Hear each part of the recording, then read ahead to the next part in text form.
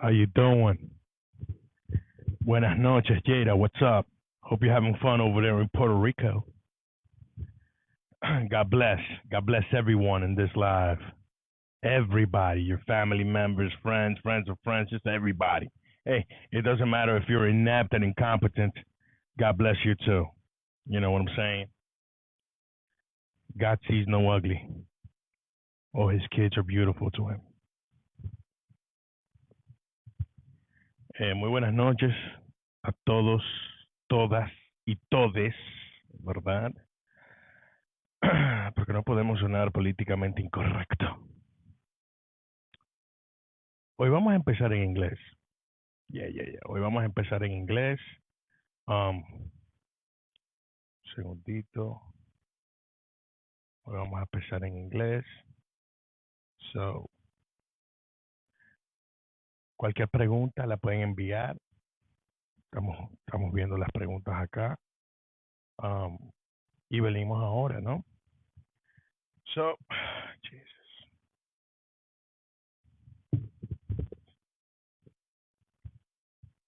First of all, let me get this out. I don't need this.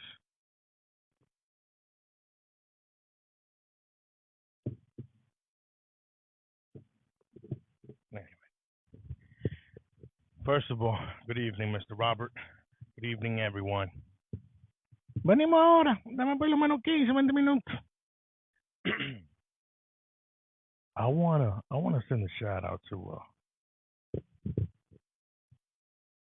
the Santiago family. Anibal Santiago, better known as Andy from State Street Diner. Today, sir, wherever you are, instead of being sad by your departure,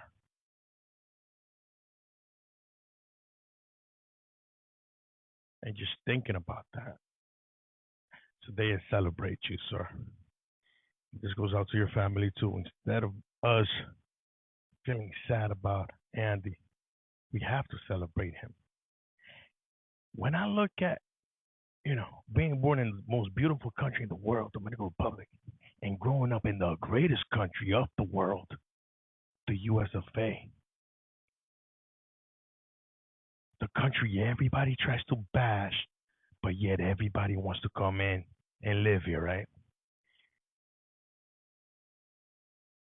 The country where you have the Karens of the world, the racists, the bigots. Speak English, this is America. Well, Andy reminds me of a time where and when this great country was built on immigration. Hardworking people, people that left their homeland to look for a better and brighter future. Our country, the great US of A, was built on immigration, built on people like Andy, the Andys of the world, that not only brought joy, but actually made America even better, right? Metaphorically speaking, the day of his viewing, you could say Preamble was also sad, and the city was crying because it was raining. A lot of people are gonna miss Andy. A lot of people miss Andy because of the way he danced and how he was always so full of life, despite having his issues. Mr. Andy, not only were you a hardworking family man,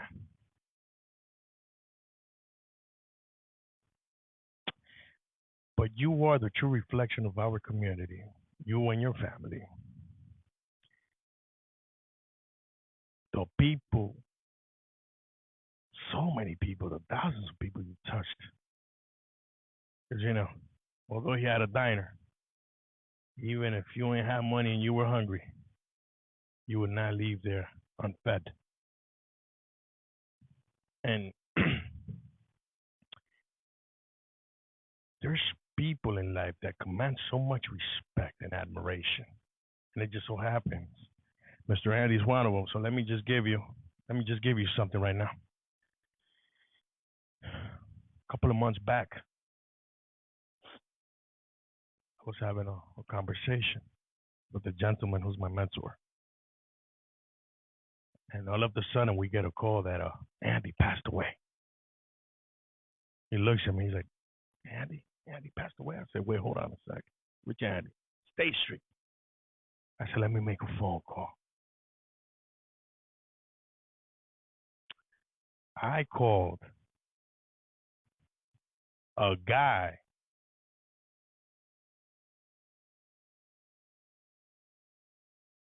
that's my example as to you are not defined by where you were in life, rather, but by where you're at and where you're headed. And that guy was about that life, that gangster life. So I called him and I said, yo, listen, I know you got your people over there in Chrome. And please do me a favor. Reach out to anybody. Let me find out if Andy's okay. He said, yo, my man, I hope he's okay because if they playing, we're gonna have a problem. I said, yo, relax. Relax. Just find out for me. Give me 5 minutes. He don't call me like in 3 minutes. He said, bro, Andy's okay. And I had the opportunity, thankfully, to explain this to Andy face to face because I know he was down and out. He was sad because, you know, this guy worked all his life, right? And I told him he shouldn't be saddened, but rather he should be proud of himself because he dignifies our community. You understand me? Let me tell you something, and I'm cool, and I got love for Andy. But who? Because I ain't no hypocrite. Who I really have love for is his wife. And his daughters, they know I'm just a phone call away. Well, I just want to say this to your mama. I got love for you.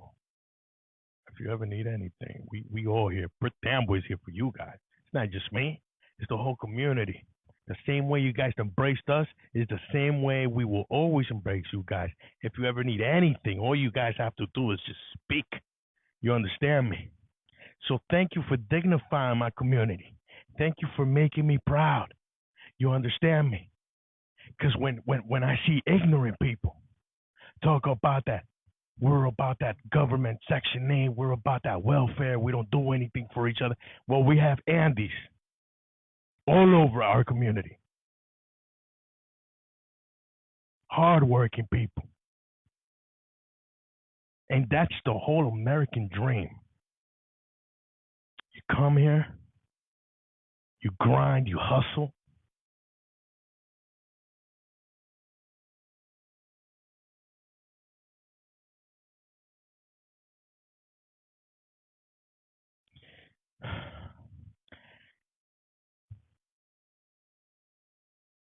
You have an impact, either economically or socially. You bring your family in. You give them the right guidance, the right math. Show them respect and education. So therefore, Mr. Andy, tonight I'm going to celebrate the living daylights out of you. And guess what? Although I am not a Mets fan, right? Not a Mets fan. Damn it, Andy, I swear to God, I would have rooted for the Mets just as long as they would have been playing the Yankee girls because they suck.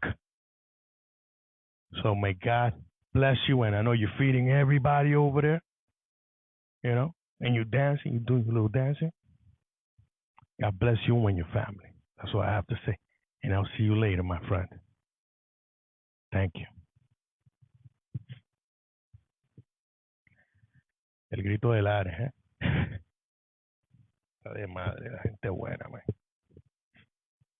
So anyway, guys, I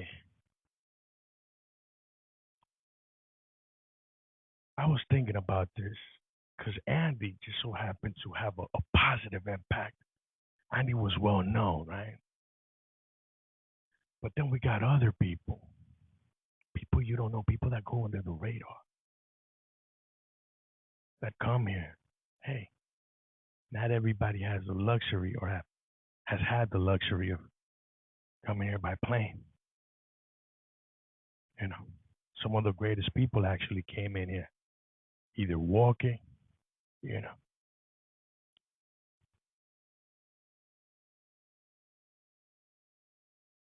across a river. A lot of people drown there. Other people happen to, especially from my country of origin, Dominican Republic, other people decide to go by boat to Puerto Rico to then get here to the US of A, right?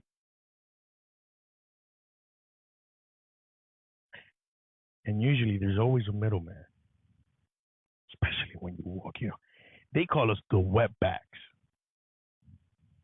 Yeah, we get wet. We got to pay the coyotes to cross us over, leaving our family behind without knowing if we ever gonna see them again, right?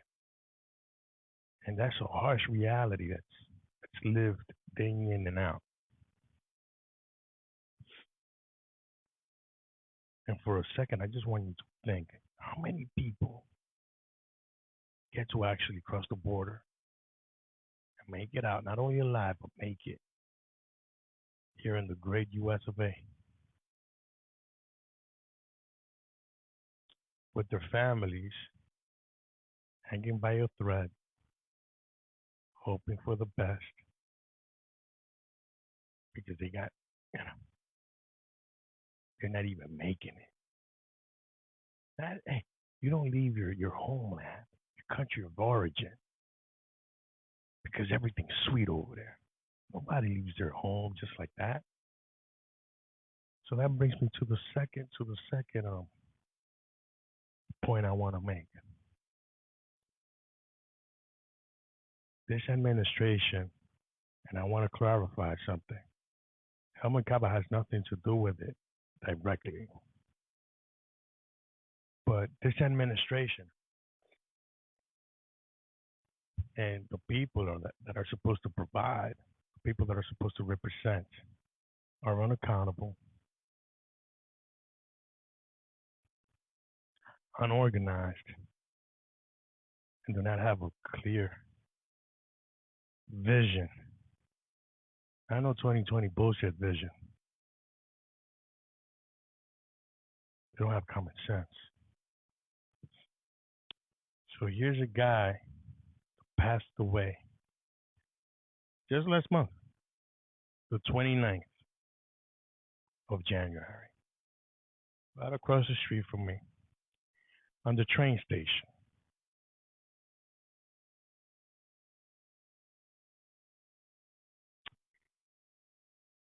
And I'm not trying to be all emotional and dramatic, but I just, you got to put yourself in other people's position. And all you need is imagination, right?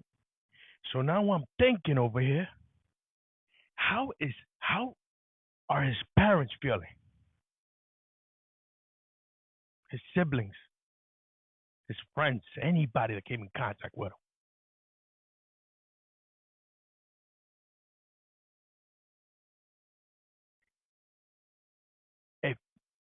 If he was there at the train station, you know,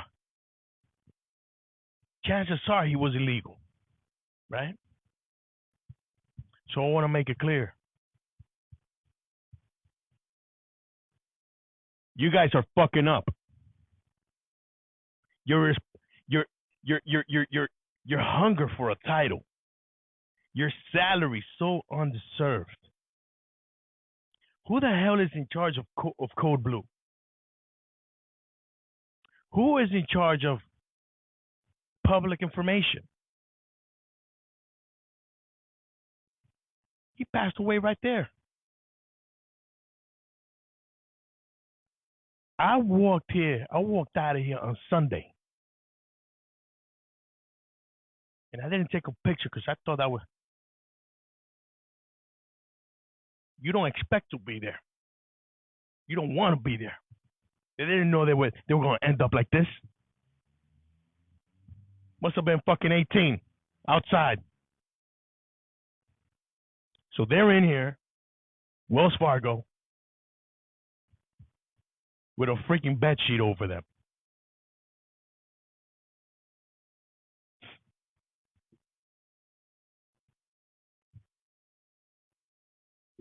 Now the question is,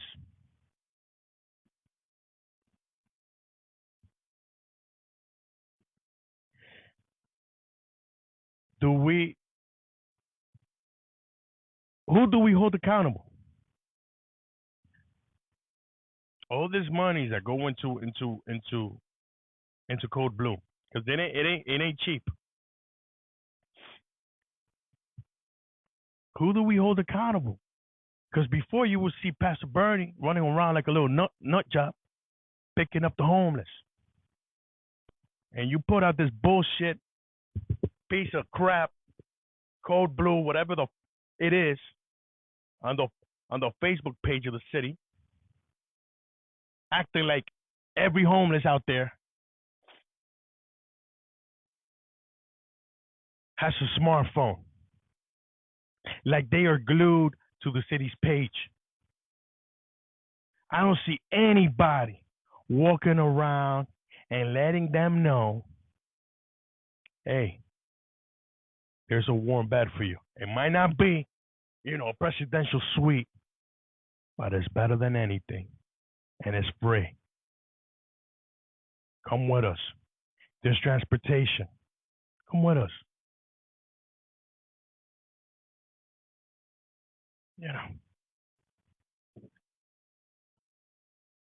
So now, this gentleman, whom I don't know how he got to the States, but chances are it wasn't by plane. Now he needs money to be sent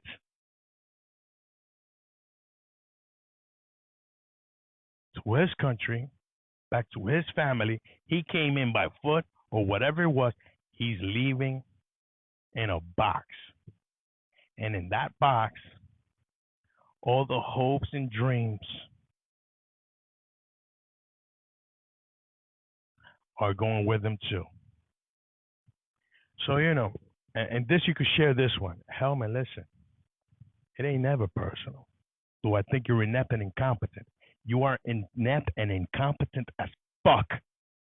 You are the most inept and incompetent person I have ever seen in a position of power. Not only you, but the people around you. You understand? This is called accountability, my friend. I will never ask anything of you that I wouldn't do myself. So, apparently, whoever the hell you have taking care of, Code Blue, spreading the word, they are a big failure. We have a casualty. Did you or that person mean for this to happen? Hell no. I'll be the first one to defend you, but your incompetence, your lack of leadership, your accountability, there's the fucking result.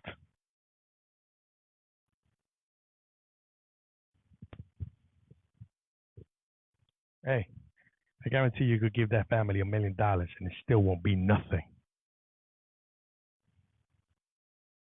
So when you tell me speak English, this is America. I think about that guy, that gentleman that passed away. People like him, people like us, made America.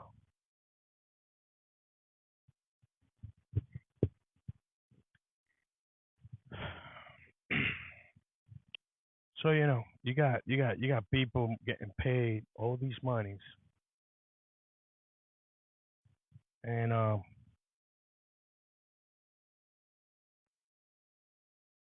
nothing to show for. Nothing to show for.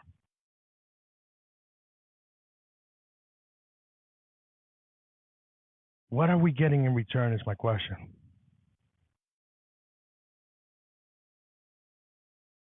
What have we gotten ourselves into? Is the next question. And when you look at, because I got the Oprah. Oh no no no no no! You don't understand. But to this Oprah, there's only one term missing. It's called longevity. When you look at what the person in charge of human services is making, well over 106,000. What are we doing? When you see the guy from recreations, that's just a supervisor. I never know that a supervisor can make all this money. And you know what? We're gonna put in the Oprah again, the same Oprah. We're just gonna add longevity.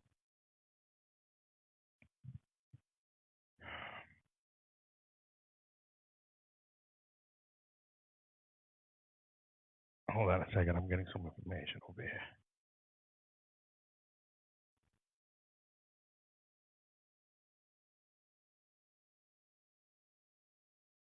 Oh, this is great.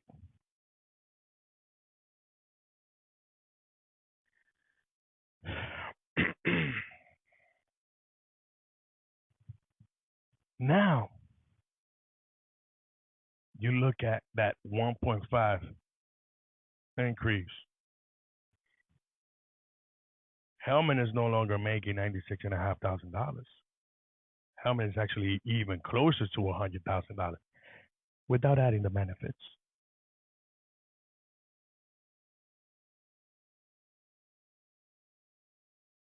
What are we getting? What have we got? We haven't gotten anything. And that's the way the cookie has been crumbling for the past year. Now I hear that Helman Kaba, Helman Kaba is going to do a state address of the city. Give me 1 second.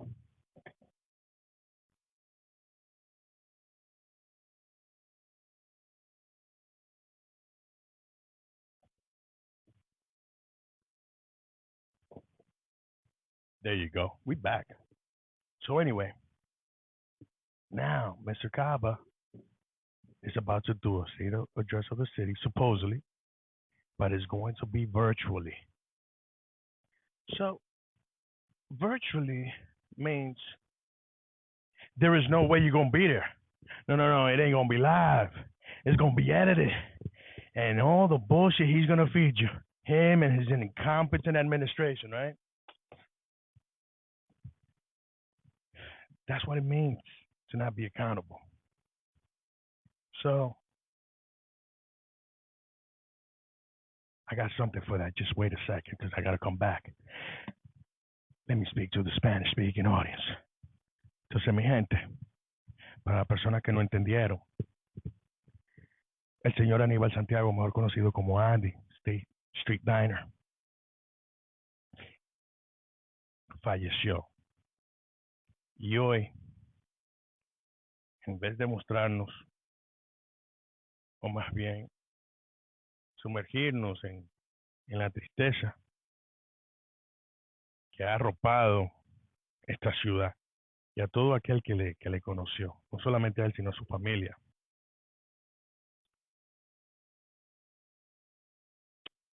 Hoy lo celebramos. Hoy celebramos al señor Andy, porque Andy era una superestrella, ¿eh? Se la pasaba siempre bailando, una persona sumamente trabajadora, un hombre responsable, padre de familia, excelente amigo.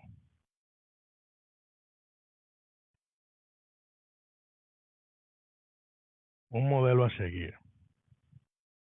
Y es precisamente Andy la representación exacta, la personificación o la ejemplificación de lo que somos nosotros los inmigrantes acá.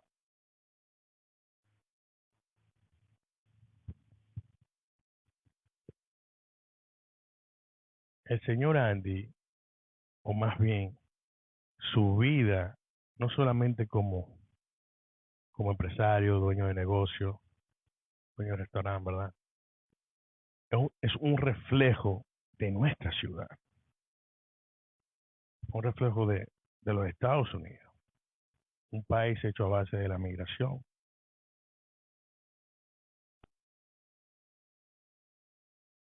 Cuando las personas te dicen a ti, yo hablo inglés, que esto es América, yo siempre pregunto, primero, ¿qué parte de América? Porque yo vengo de América. O sea, soy del Caribe, soy caribeño, pero soy latinoamericano, ¿no? Y acá usualmente te dicen, no, que los hispanos, que si el welfare, que si los cupones. Bueno, Andy es representativo de esas aspiraciones, de esos sueños de nuestros antepasados, su madre, su abuela, sus hermanos, de todo aquel que dejó su casa en busca de un mejor futuro. Una de las cosas más chulas del señor Andy, Andy siempre la pasaba bailando, pero el ser humano detrás de Andy, de ahí es que proviene su grandeza. Pues déjame explicarte algo. Con o sin dinero, tú llegabas y salías bien comido, con o sin dinero, y fueron muchas las personas, miles, cientos de miles, porque hay que hablar de cientos de miles, porque estamos hablando de veces, que salieron de ahí con el estómago satisfecho, sin dar un solo centavo. Entonces, por eso yo lo celebro hoy.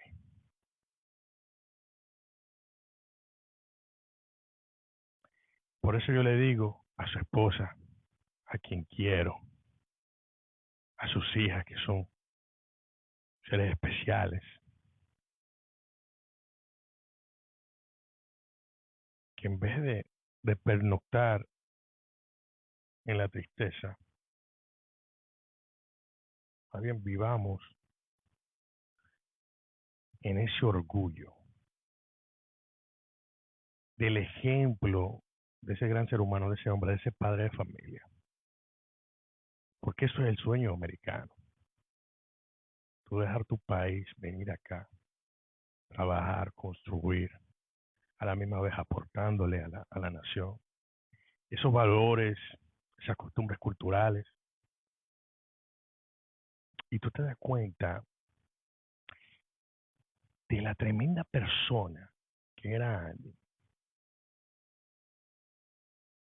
por la dinámica, o sea, ese intríngulis marital entre él y su esposa, y la forma como era con sus hijas. Hubo un payaso, un imbécil, hace un par de meses que regó el rumor que él había fallecido.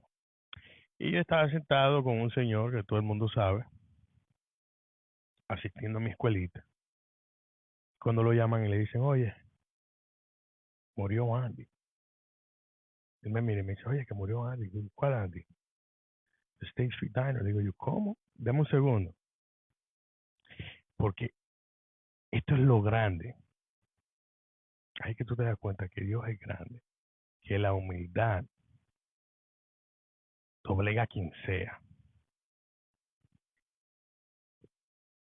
Como ellos vivían en Cataract, la gente que yo conozco de Cataract, principalmente uno en específico que ya no vive por acá,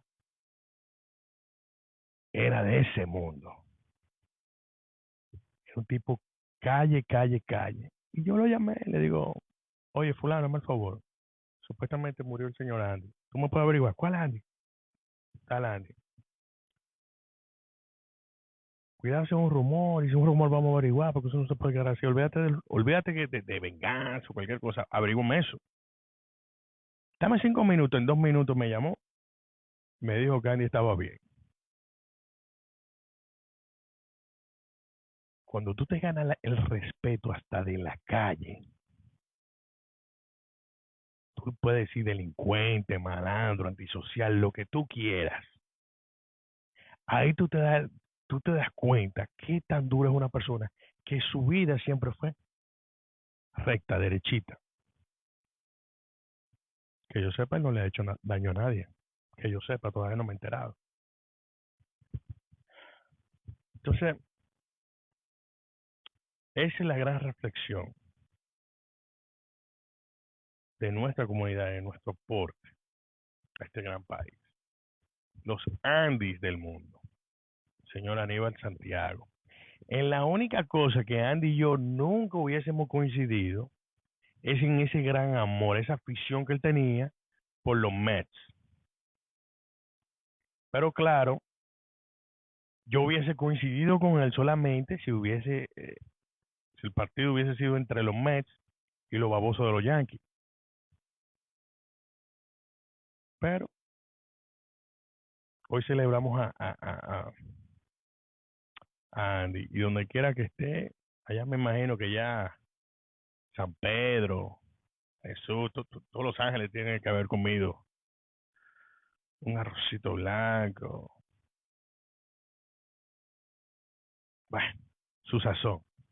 Papá Dios me lo bendiga a él y a su familia. Así que no tenemos que estar tristes, porque yo le pido a Dios que mi padre llegue a esa edad, sano con ese juicio que él tenía. Y le agradezco a Dios la oportunidad de haber podido tener un momento con Andy, hasta en presencia de sus hijas y su esposa, y decirle todo esto que estoy diciendo ahora. Que Dios te bendiga. Y a su familia, que sean orgullosas, orgullosos de ese gran hombre, y que sepan que así como acogieron la ciudad lo acoge. Y que cualquier cosa que necesiten, estamos aquí. No solamente yo, sino todo aquel que conoció a Andy, todo aquel que escuchó de Andy. Digno de admiración. En paz descanse, hermano. Y ya que estamos hablando de eso, tenemos que hablar porque aquí la gente, como que no tenemos como ese tacto, como, yo entiendo como que el sentido común es algo, ya es una exquisitez. Viene siendo como un gusto adquirido. Por ejemplo, como el caviar de beluga, esturión negro, ¿verdad? El mar Caspio, un buen vino, un corte de carne, qué sé yo, qué vaina, wagyu, A4, A5, demasiada grasa, así. A3 está bien. Pero bueno, es algo increíble. El tacto, el sentido común.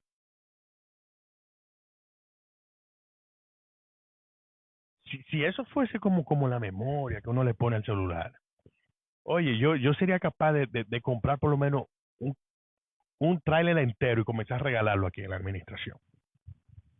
Y no solamente en la administración, sino en la calle. El domingo pasado, cuando yo hice este live, cuando yo bajé,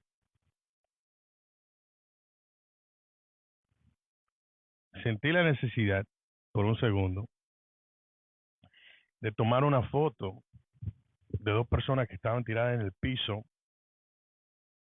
con una zafra, no una sábana, una zafra por encima, pues estaba bastante frío. Y ellos, claro, entran acá para esconderse, para protegerse de los elementos.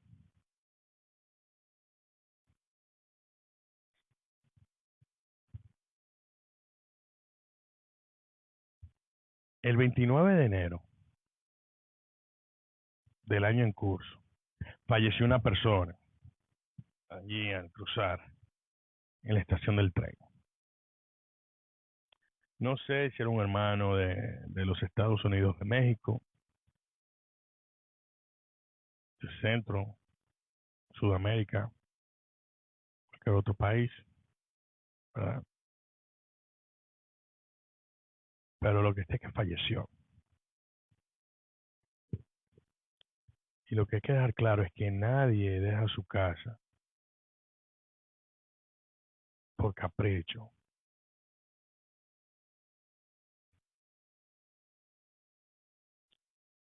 Todo el que deja su país para venir acá es para buscar un mejor futuro. O sea, hay unos términos medio despectivos o despectivos en su totalidad que usan para referirse a los inmigrantes ilegales, los mojados. No todo el mundo ha tenido la satisfacción, el placer o la dicha de cruzar el charco, como decimos nosotros en República Dominicana, en avión para acá. Muchos conciudadanos míos, paisanos míos,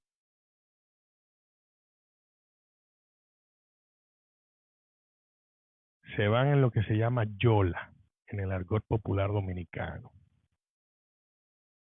En Cuba se le dice balsa, pero es un bote de fabricación casera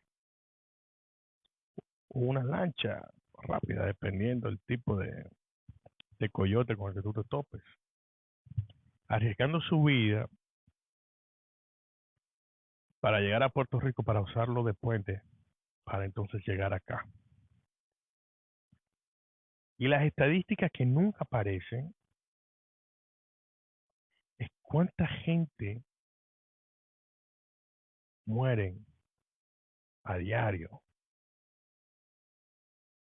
cruzando ese canal de la Mona. ¿Cuánta gente a diario muere en este desierto de acá de Texas, Arizona, la frontera, cruzando la frontera? Sea por deshidratación, eh, porque los coyotes lo dejaron a su suerte, porque se perdieron en el camino, porque estos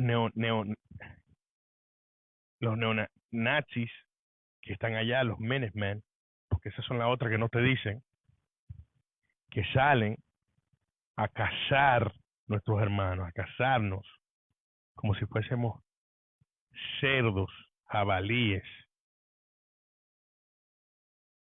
porque eso pasa ahí. Mire, cuando usted es un inmigrante acá, denle un poquito de respeto. Usted no se imagina lo que esa persona ha pasado por ahí. Muchas de las mujeres la violan, se las rifan, llévense de mí.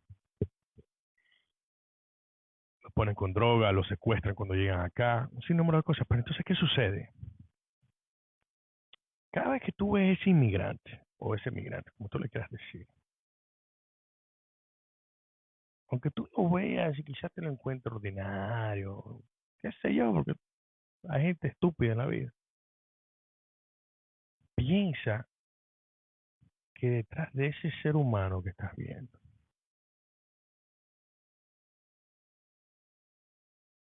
hay una capa de superhéroe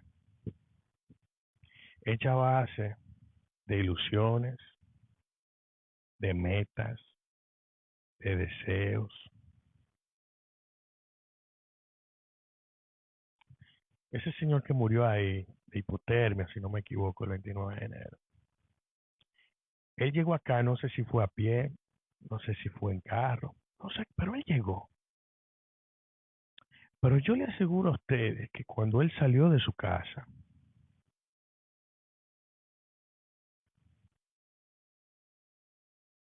él traía en sus hombros todas las esperanzas,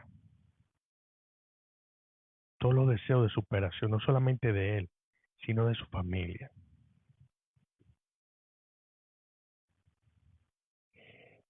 Y es tanta la puta impotencia que le da a uno, ¿verdad? Porque uno dice, ven acá, se murió fulano ahí. Ah, tú no lo conocías, no, no, está bien. Quizá a ti no te duele porque no es hijo tuyo, no es familia tuya. Pero de que le duele a alguien, le duele a alguien. Valga la redundancia. Entonces, esa muerte se refleja en él, Mincaba. No, no se refleja en él. No se refleja en él. Hellman, esto yo lo digo de corazón, no le gustaría jamás que nadie muriera, que nadie se enfermase, jamás, porque no es personal. Pero es aquí donde yo digo que él es un inepto. Es aquí donde yo digo que él no tiene liderazgo, que no tiene sentido común, que es incompetente. Porque acá en la ciudad hay una cosa que se llama código azul. Cuando las temperaturas están bajas,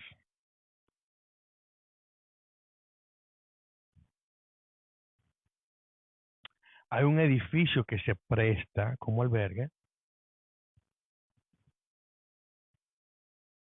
para que la gente desamparada, para que las personas puedan dormir, puedan tener un sitio caliente. Que quizás no sea una suite presidencial del Hyatt, ¿verdad? Pero ya es un refrán que cuando la sed es grande, hasta la batata es un refresco. En buen dominicano. Un refresco, un refresco, un refresco. Entonces, ¿cuál es la posición de las personas se encargan de orientar a los demás acá en la ciudad, de dejarles saber de que sí, nosotros tenemos un espacio para ti hoy?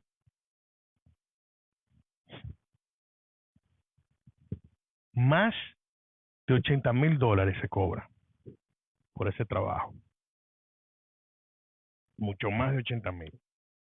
Entonces, había una pastora acá, Bernadette Falcón, Pastor Bernie,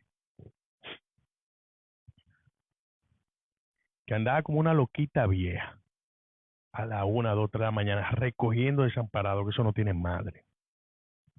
Pero mientras tanto, si tú te vas a, a la página de la ciudad,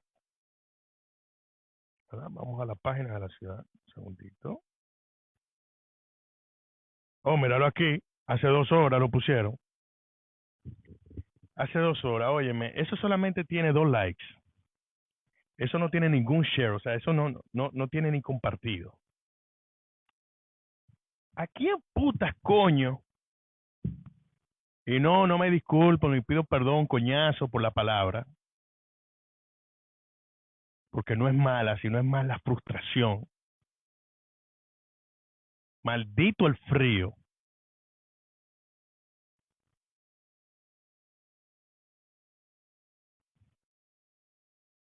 Y la irresponsabilidad. Eso sí. ¿A quién se le ocurrió de que una persona desamparada va a estar pegada en Facebook, ¿verdad? Checando si el código azul está en vigor? ¿A quién? Porque eso es lo que yo digo, aquí no hay liderazgo. Si la incompetencia fuese premiada, fuese una carrera de proporciones olímpicas, nosotros tendríamos oye, todas las medallas de oro, habido y por haber, las tendríamos acá en esta administración.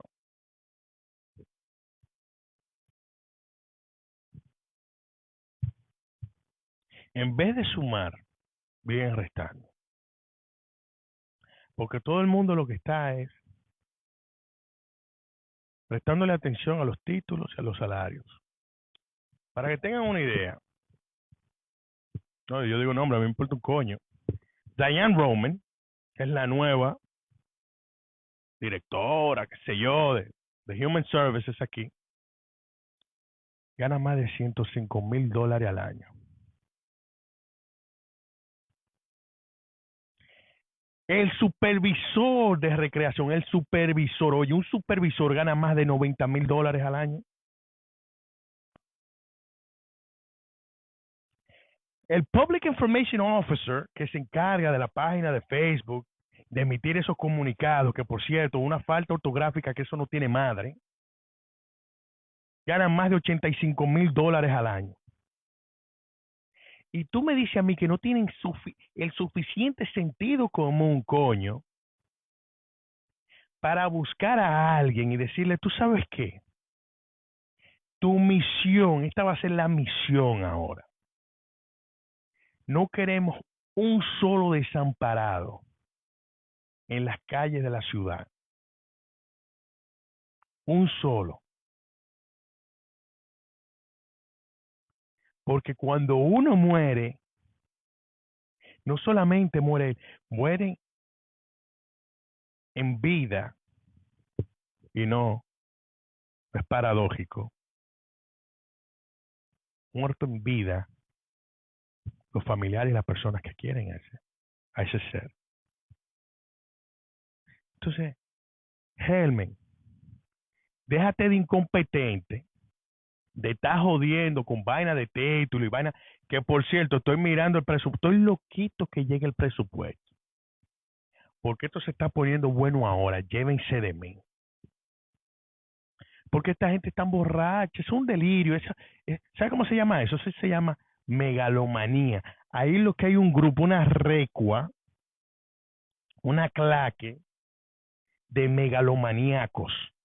Cuidado, papi, no lo busque en el diccionario, ponga a otra persona que te lo lea, te dé el significado, la definición, y por favor, mantén distancia, para no se te revienten las dos cucarachas que tú tienes dentro del caco jugando ping-pong o intentando. Entonces, hay que ponerse los pantalones, mi gente.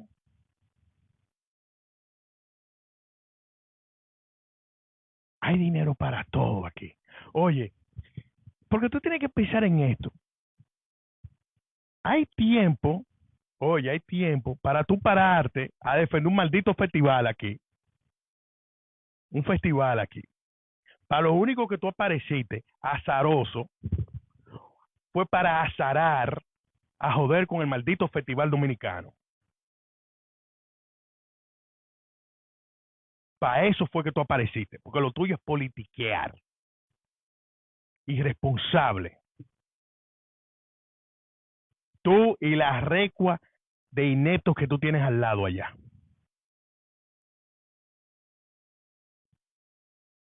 Y mucho cuidadito con usar los numeritos de los food pantries aquí, ¿eh? Que acuérdate que yo soy voluntario en uno de ellos. Ten mucho cuidado con eso. Eso va para ti, para Dayan, para todo el mundo. Coño. Mando crédito. Usted para lo único que sirven es para tomar crédito por cosas que no hacen. Buenos incompetentes. Entonces, empantalónate, papi, y ponte para eso, porque ya yo escuché que tú vas a hacer de un estado de cuenta. Tú vas a rendir un estado de cuenta de la ciudad, pero es virtual, según yo escucho. Ponte los pantalones. Si tú necesitas cojones, tú me llamas, que yo te presto una 19ª parte del izquierdo mío para que tú lo hagas en vivo. Y te puede traer tu corillo entero. Que yo siempre ando solo y llegaré ahí solamente para ver la desfachatez, para ver lo charlatán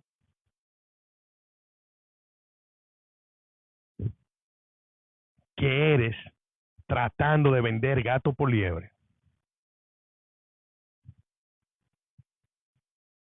No, no te preocupes.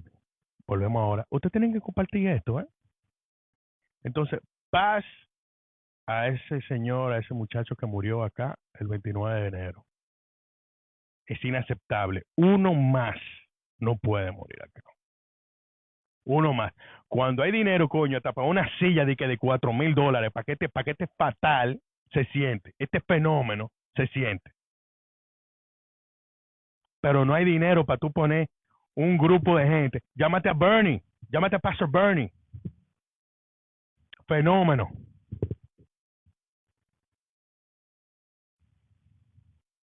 Ponte los pantalones. Dile a McCormick allí en Woodbridge que mande dinero para acá también. O dile a Iván López, la otra que no hace ni un coño por esta ciudad, la asambleísta. Eso no sirve como político. O dile al marido de ella, el de la marihuana. O dile a Vitalio, dile a Caglen, dile a Palón, coño, dile si tú quieres a Murphy, a mí me importa un coño. Menciona nombre. Este tipo, pero mira, yo te entiendo, porque de 39,000 a 96,500, ahora son más. Yo te entiendo. Seguimos, pero vuelvo ahora. So, anyways, for the people that didn't understand, I just mentioned the incompetent assemblywoman, Ivan Lopez, right? Ain't ever done shit for the city. I mentioned her husband, Fu Manchu, the weed, the pot guy, Sam Delgado. Then I mentioned Joe Vitale, Coughlin. Shit, I even mentioned Murphy. And by the way, Murphy, man, he's so full of shit. Talking down on my police department. Get the fuck out of here, man. I'm still waiting for the apology letter. I'm still waiting. And meanwhile, you got the Mr. Nooks and Cranny all up in the crevices. The mayoral ass kissing machine, Larry Lawrence, Mr. Dingleberry Catano. Because all he wants to do is be made chief.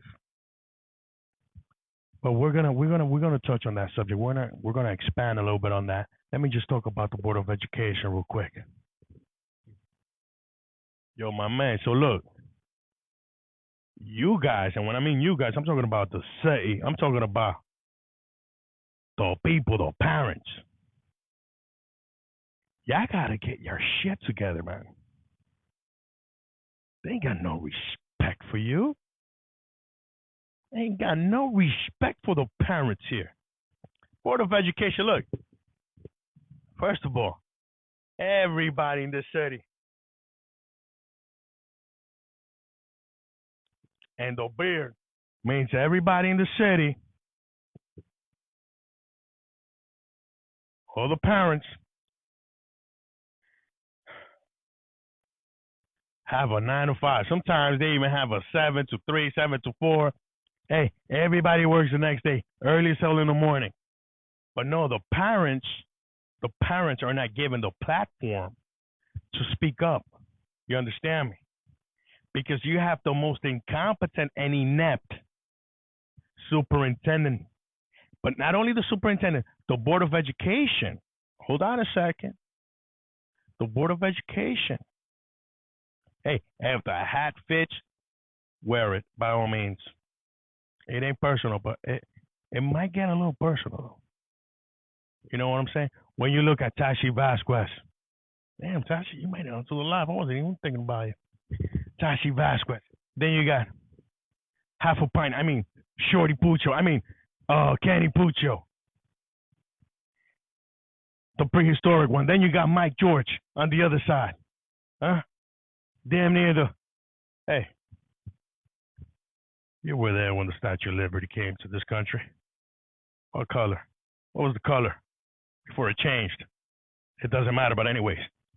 Then you got... What's the other one? The Peralta. Darlene, whatever the hell her name is. Then you got all these people voting to extend the contract for the incompetent superintendent, Amador Roman. Amador. Hey, this is how you know he's incompetent. He has an assistant that has an assistant that has an assistant that might damn near have another assistant. There's so many assistants there. You know what I'm saying? And don't worry about it. Just because she ain't part of the board, Milady Tejada, Miss Ethics charges $184,000 plus a house for the prior superintendent Caffrey. Hey, you guys have no respect for the parents in this city, man. No respect. People were waiting to voice their opinions, and you guys go and close session? Everybody's waiting an hour, 2 hours, and nobody shows up. No, can nobody speak their minds? And then you wonder why these kids are acting up. The parents, they have no say in this. But check this out. I'll give you my word. Damn it, I give you my word. Hey, Amador, I'm coming for everything. I'm going to take everything from the Board of Education. Everything. I'm coming for the 3 seats, 4 seats. I'm taking over the whole damn board. I'm going to take over city council. I'm going to get rid of the inept, incompetent mayor over here that had his whole piece of crap Board of Education take it. Vote yes on your extension. I am going to be done with you. And you might as well tell whatever that ass kisser or whoever it is, hey, tell the lawyer he or she's going to get fired. Trust me.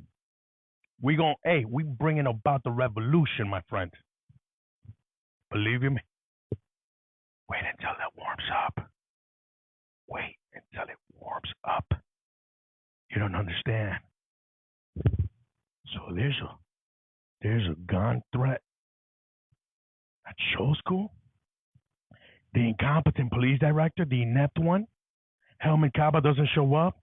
Then you got Larry, Mr. Dingleberries. Well, yeah, getting chewed up and shit, and me wanting to go and just snap BB's neck. And by the way, if you don't know who the hell BB is, it's Andy Montalvo. He told, hey, Chief, go inside. Shut up, Andy. I just wanted to strangle you, Andy. You should have fed him to the dogs. Larry ain't shit. Larry. Now that we're talking about Larry, hold on a sec. Larry, you stand for nothing, Larry. I got no respect for you, Larry. You understand me? Stick around tonight. This life is going to be a little bit longer than usual, Larry. We might just bring it back to the old days. Fuck, Larry. Anyway, let's keep going. When the hell did Amador... Amador didn't show up. Hell no, he didn't show up. He did a little press release. Bullshit press release. Hey, you know how much not Larry, Amador makes? Amador makes a lot of money. Over $200,000. Well over 200. You know how much does he cost us?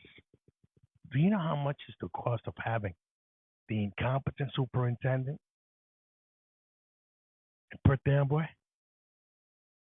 It's a lot of fucking money. But you wouldn't know that, and I'm going to tell you why. Because you don't fucking show up. Because you don't go over there. Because when I went over there the last time, there was me, there was the other guy, and everybody else from his camp. There was probably like 10 people there, aside from the Board of Education. The whole high school auditorium was empty. You guys had to be ashamed of yourself. And this is how you want change to come about? Huh? Let me tell you something. Hellman, hey, this is my personal theory.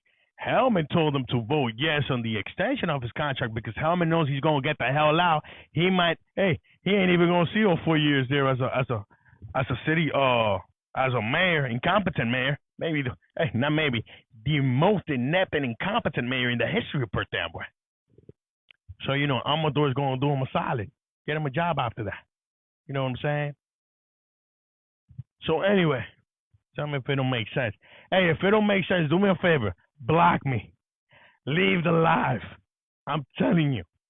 So, anyway, let's keep talking about the Board of Education. All the teachers that are leaving, resigning. Here you have incompetent Roman, right? Getting his 3 years extension. I think it was 3 years, if I'm not mistaken. But yet the teachers only get 1 year. And word has it that sometimes if you got kids in the school system here, hey, they don't have enough teachers, and sometimes they might have a custodian.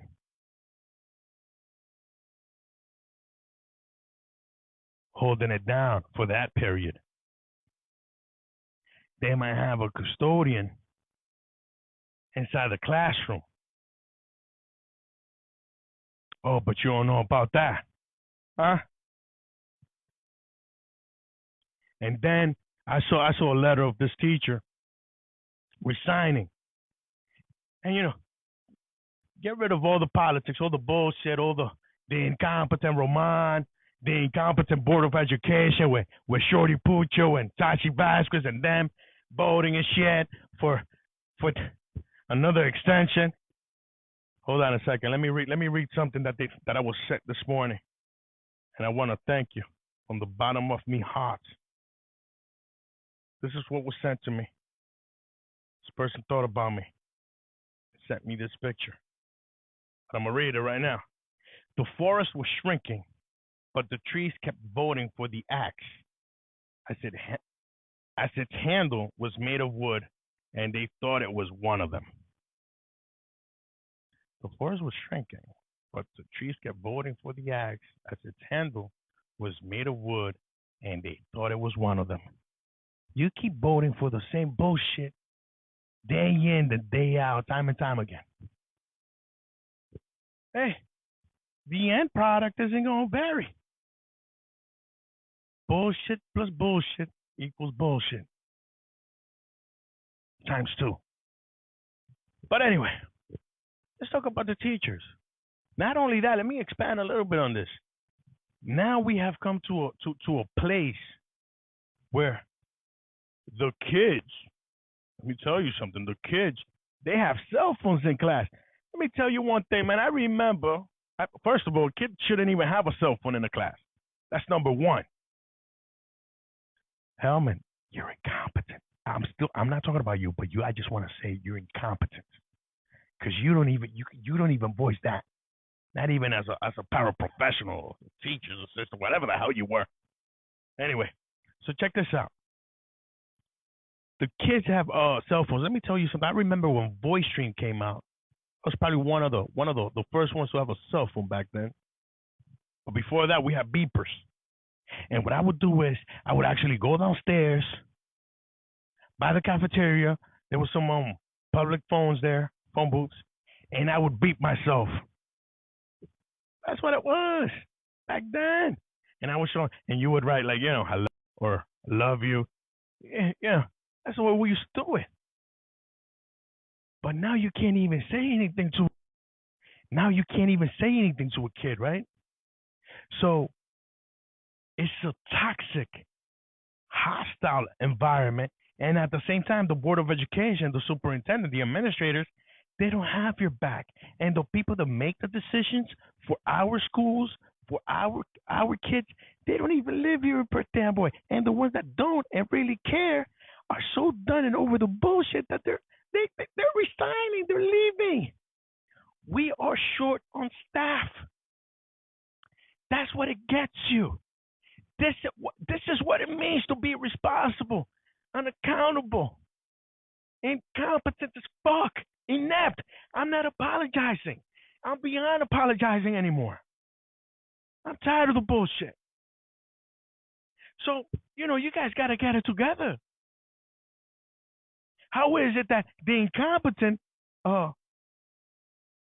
Amador Roman, David Roman, whatever the hell, hey, como sea que te llame, papi, sigue siendo un incompetente, un mediocre. The incompetent Roman, por si acaso tú no entendiste, porque tú estás loco. Ven acá, papi, tú hablas castellano. ¿Hablas castellano? Una preguntita, acá entre nos, señor Román. ¿Sabe una cosa? A mí no me gusta su sentido del humor. ¿Sabe por qué? Porque sos un pelotudo, sos un inculto, sos una estafa, sos un incompetente, sos un pedazo de estiércol. Bien adornado, porque como superintendente no das la talla. Román. Si tú quieres, tú puedes mandarme, papi, pero esa es mi opinión. Voy a callar. Oh, llévate de mí. So anyway, let's keep going. Hold on a second. We ain't done yet. Let's keep talking about the Board of Education. Check this out. So another thing. Hold on a minute. Hey, have you guys ever gone to Penn and Hall Avenue? after the school closes, when the kids are sent home, how come there's not a communication between the Board of Education, police department? I understand the administration; they're just fucking incompetent. But anyway, hey, even the security guards, they have to stay on school grounds, and you see these kids fighting every day. You know what I'm saying? And then now kids are so, I don't know what the term would be, such savages. Not all of them, but there's a couple of savages that they'll jump a teacher. They'll punch a teacher. They'll call them out of their names. Your mama this, your mama that, F you, mother effer, you suck. Hey, how about this? How about you give me a BJ? And I'm not talking about BJ Torres and the low fives, the sorry excuse of a councilman. No, we ain't talking about BJ, Mr. Dusty, a.k.a. The Walking Dead. Anyway, we're talking about the school system. We're talking about the Board of Education. We're talking about everything. So they are the seeds that we are planting. And guess what? Amador, under his bullshit leadership, has turned our school district into McDonald's. Yeah.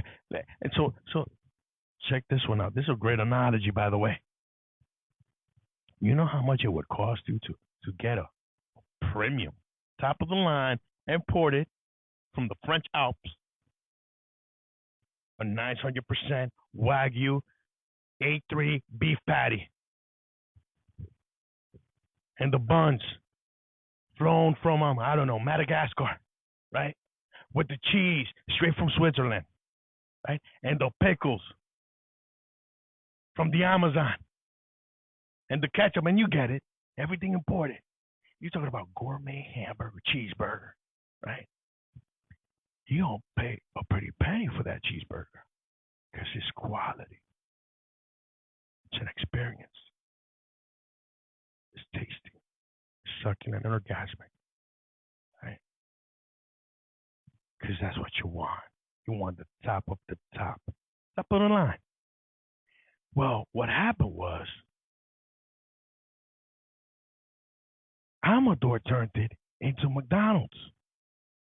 So that means when we were graduating, and not necessarily we had grade A, A3, A4 Wagyu, but we had grade American Kobe, right? He's made it into McDonald's because now it's all about numbers, about how many kids are going to graduate. Hey, they've made it almost impossible for you to suspend a kid. And then you wonder what's going on around the world, especially here in La La Land, where everything is possible. Pretend, Jonathan say. Ask your mayor, your incompetent mayor, because he worked for the Board of Education. He resigned. That's how arrogant he was. He resigned. He thought he was going to be there like boogeyman status, 18, 20 years. It ain't happening. Because Boogeyman 2.0 going to do a recall on your ass. Anyway, so this is what I say. Guys, you got to get together. I'm telling you, you have to get together. I say community, we have to come together, man. You cannot expect your elected so-called leaders, officials, to do anything for you, because what have they done? This guy has been there, I don't even know, I don't know for how long. What has he done? He hasn't done anything. Anything. Trust me. Like, for instance, like, look, you got Milady Tejeda, right? She got brought up on ethics charges. And you guys voted her in. But then again, I wasn't here back then. Then again, people weren't smelling the coffee back then. Now, everybody gonna smell the coffee. So this is what I say. The guy with the beard, hold on. Guy with the beard, King Leonidas and the 300 Brechadores are going to take everything from them. Everything. We're going to put up a hell of a Board of Education ticket. We're going to put the fear of God in them. Hey, They could damn near bring Murphy, Bill Clinton. Hey, bring Michael Jackson back from the. No, never mind, Mike. Mike and them kids. No, you stay the hell away from my kids, Mike. Hold on a second. You could bring Barack Obama, and it ain't happening. Oh, it is personal. It ain't happening because it is personal. It's affecting our kids. It's affecting our households. It's affecting our teachers, the professionals. Huh? The second parents. You know what I'm saying? I had great role models growing up, man. Mr. Savoya, rest in paradise, King. You know what I'm saying? He was pretty cool. Yeah, Dr. Dale. Hey, Mr. Hugh Danish. By the way, Hugh Danish, I got love for you and stuff like that. Hugh Danish ain't playing around with me, but he was cool with me. Then you had who else he tried? Miss Barrios. Miss Barrios, man, she put the fear of God in me too. You know what I'm saying? Like it was like that, man. Dr. Dale once. My mother. By the way, hold on a second before I proceed. I want to send my deepest condolences to Mr. Celia's family members and his loved ones, his friends, everybody. Mr. Celia, which by the way, I thought he knew Spanish. He didn't know Spanish. Mr. Celia was probably one of the best vice principals we ever had. By the way, I still remember he used to keep Tootsie Rolls on his desk.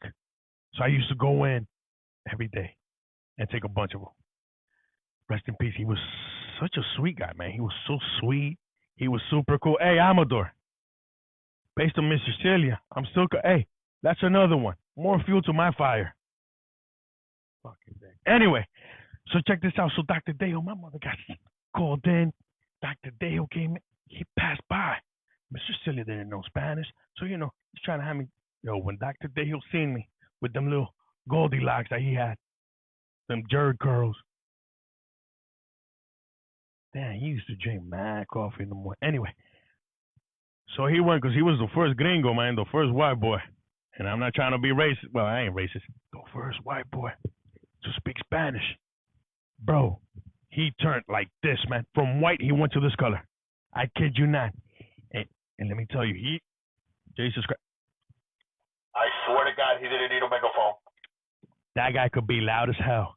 And he got in my face because he saw my mother crying. He was like, don't you fucking dare. This will be the first and last time I ever see you about here. And I had so much respect for Dr. Dale. And I mean it. I swear to God. I started crying because I let a guy that I looked up to, that I respected, down. He was mad at me. He was upset. And that's what it was. Outside of the bullshit, because kids are going to be kids. But we looked at our teachers, not all of them, because there's a couple of them that were assholes. But anyway, Sharon, so anyway, they were part of our family, man. Hey, Mr. Savoya used to live down the street from me. You know what I'm saying? They were part of our family. They were heavily involved. Hugh Danish, man. Hugh Danish used to see me after school. Just after school detention. He would let me have it, and then he would, college stories, college dorm room stories and stuff like that, because it was cool. It was like that back then. Then you had Mr. Curry. Mr. Curry. Trust me, man. No nonsense type of guy. Then you had Mr. Anderson. Aside from Mr. R.L. Anderson, the guy that inspired this. Mr. Anderson, how are you, sir? No. You had Ric Flair Anderson. Computer science Anderson, right? And this guy taught me, I went back. He failed me the first year. Well, he didn't fail me. I failed myself.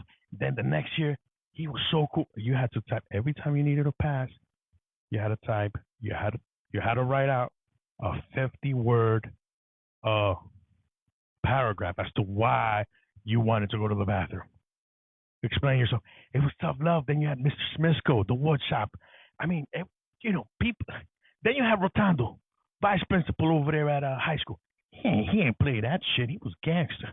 You know what I'm saying? Then you had, back in show school, you had Banerigo. Rest in peace, sir. Banerigo. I mean, That's what it was. And we got to go back to that. But there's only one way we're going to go back to that. We have to unite. We have to have a common goal.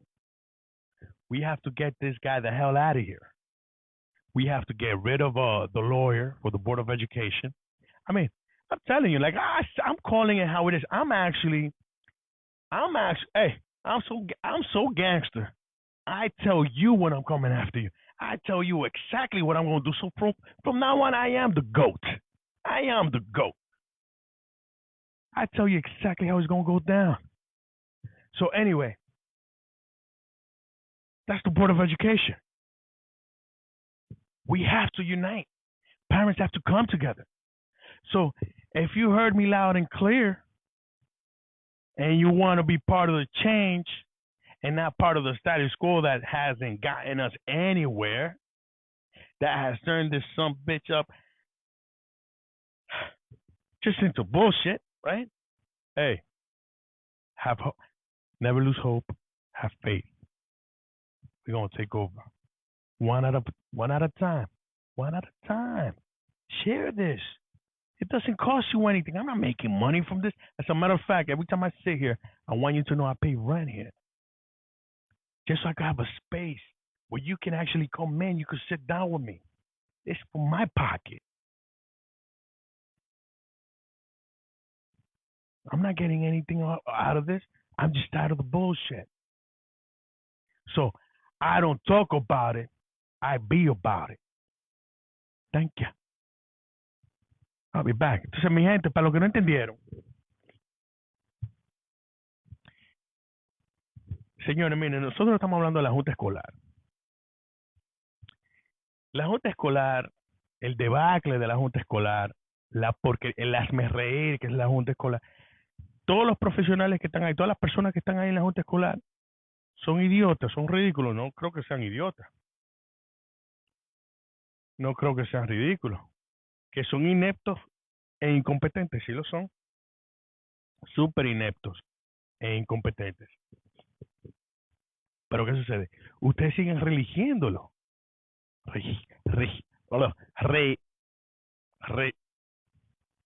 Eligiéndolos. Reeligiéndolos, valga la redundancia. Entonces, no se puede culpar a esas personas. Por ejemplo, cuando tú ves ¿cómo se llama? Shorty, Kenny Pucho, el que era detective y vaina, de que la leyenda, el prehistórico ese. Cuando tú ves el otro, Mike George. Cuando tú ves la otra, Tachi Vázquez, que por cierto no es nada personal con Tachi. Pero mami, la forma como tú votas siempre para extender, para darle la extensión al incompetente del superintendente de nuestro distrito escolar,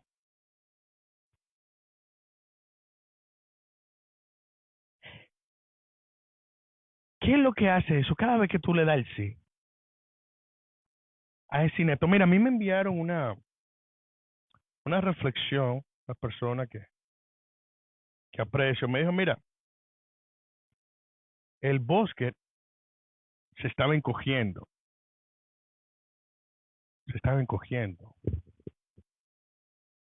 Pero los árboles seguían botando por el hacha, puesto de que su manga era de madera y ellos pensaban que era uno más de ellos, valga la redundancia.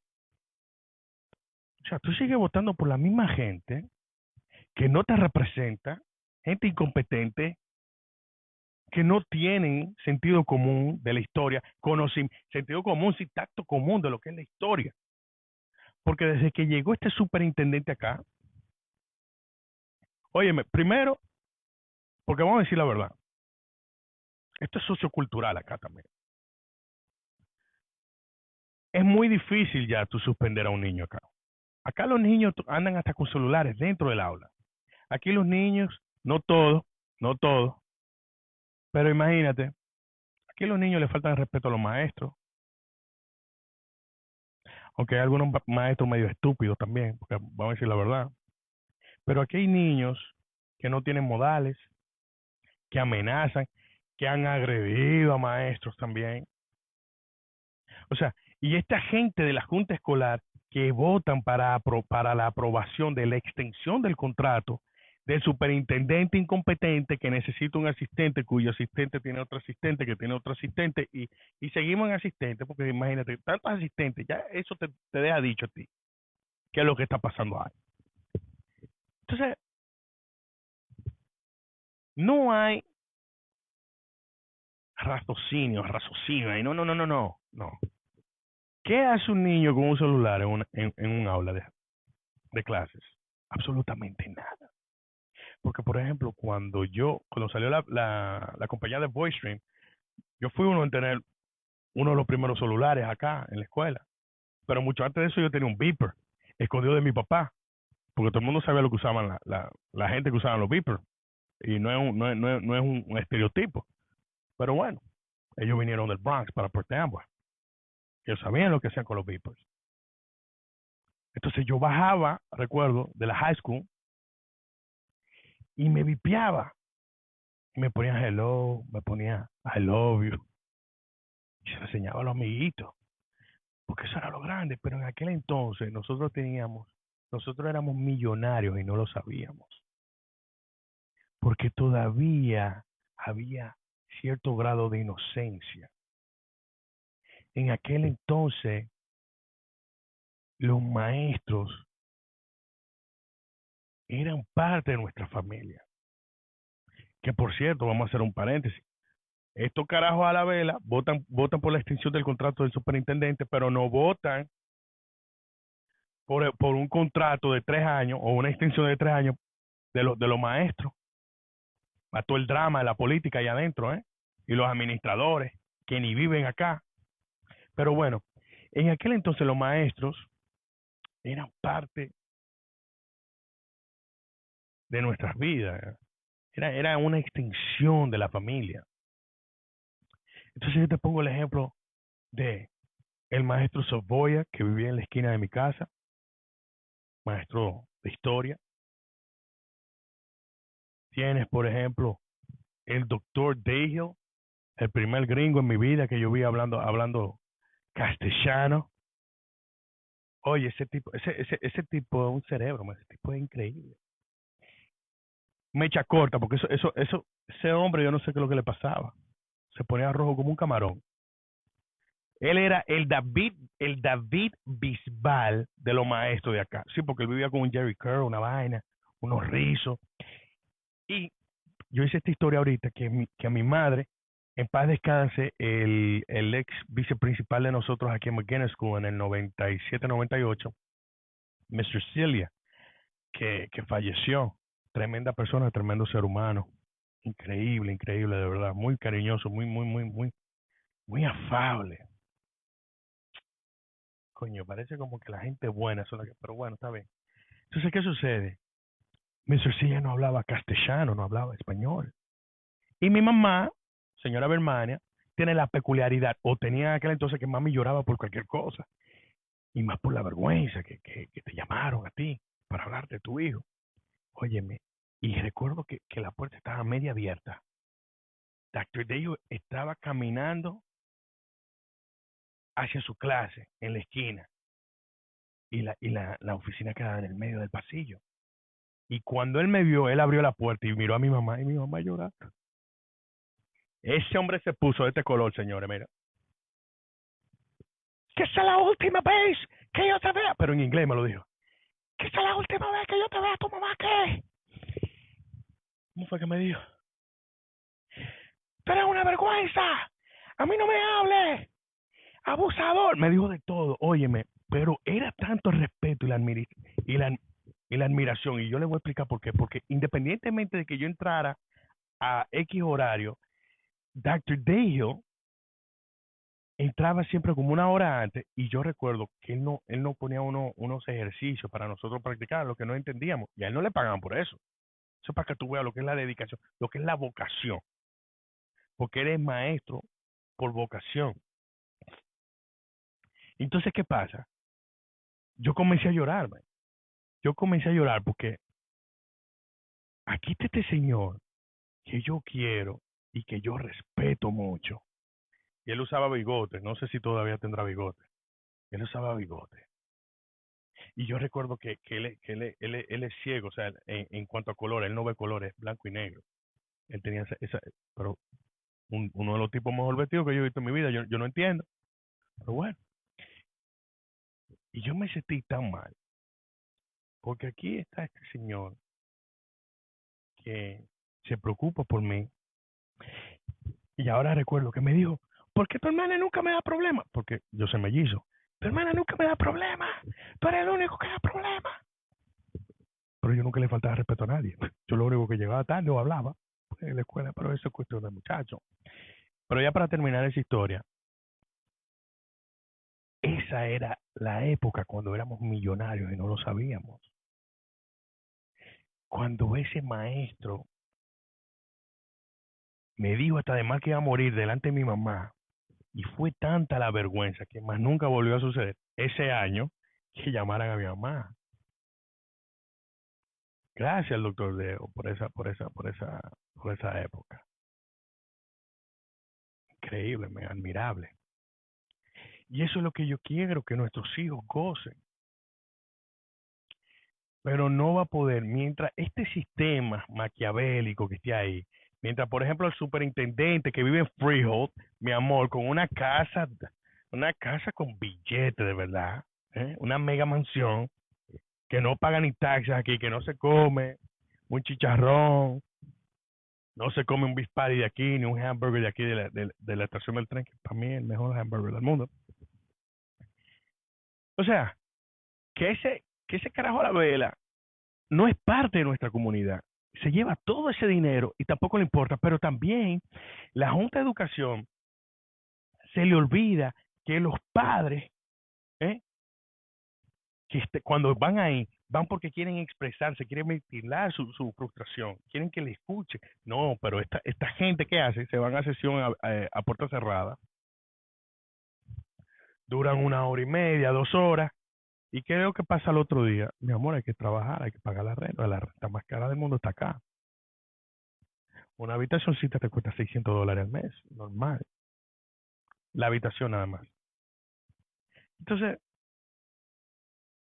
¿cuál es el problema? Bueno, el problema es que tenemos que revisarnos nosotros, pues nosotros somos los que votamos por ellos.